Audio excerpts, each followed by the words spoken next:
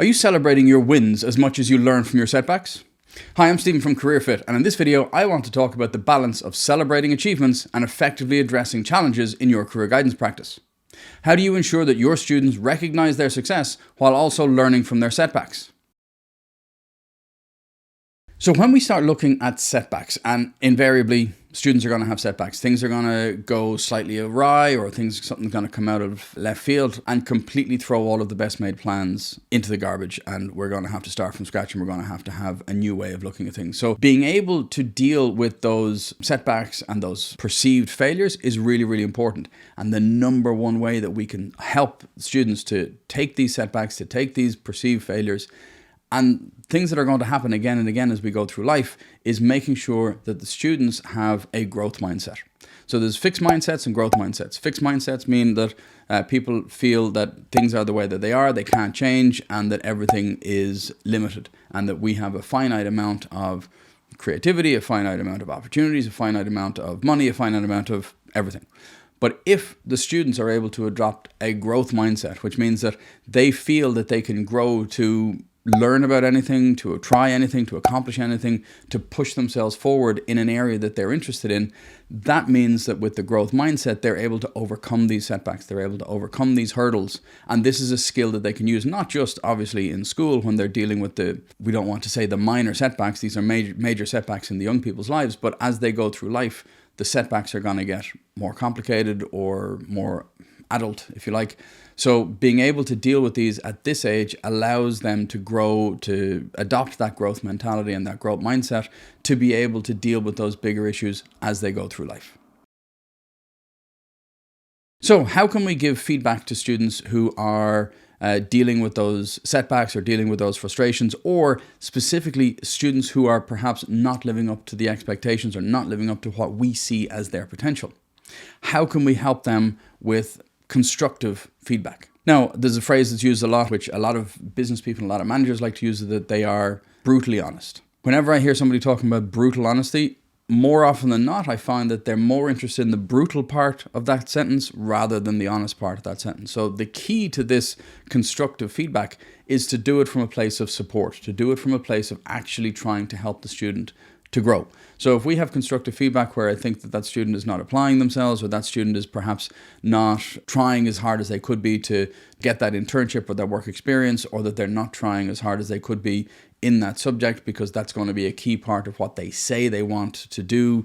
For example, they're not studying enough biology and they want to be a vet, or they want to be a doctor or something like that.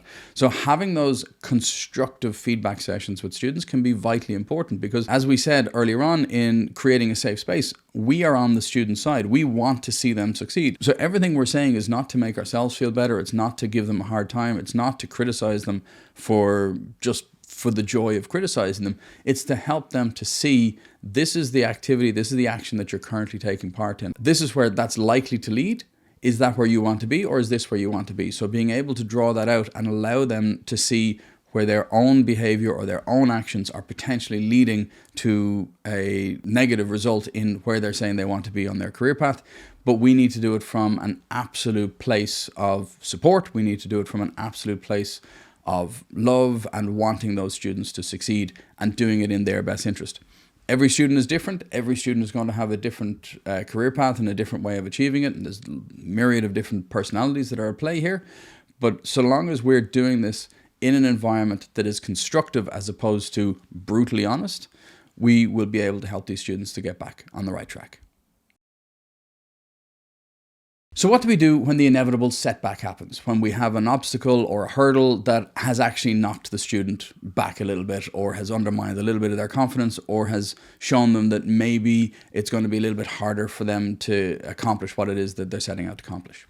Again, we come back to the supportive environment. We come back to being able to give constructive feedback. We need to help these students rebuild themselves in terms of confidence, in terms of their belief that they can actually do the things that they want to set out to do, even though it might take a little bit more work. So there might be a couple of moments, a couple of days, or a couple of hours of feeling sorry for yourself, or feeling down, or feeling like it's not for you, but actually making sure that the student is focused on the end goal. So we're not necessarily talking about a quarter, an end of semester or an end of term exam. We're looking at what's the ultimate career, what's the destination, where are we getting to. So long as we have that peak of that mountain in our sights, this route hasn't worked.